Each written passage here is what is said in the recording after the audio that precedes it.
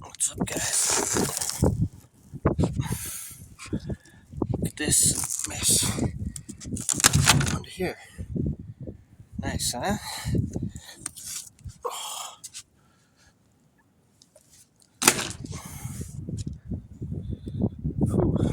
So this is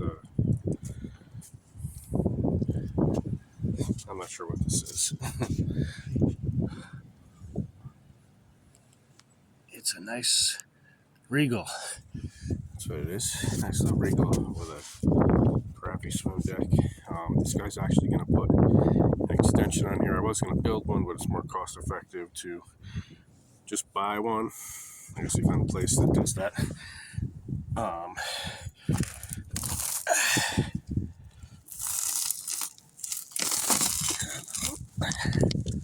So in the end here, I'm not going to have to put this diamond non-skid back, which is good. Just a little bit less to do.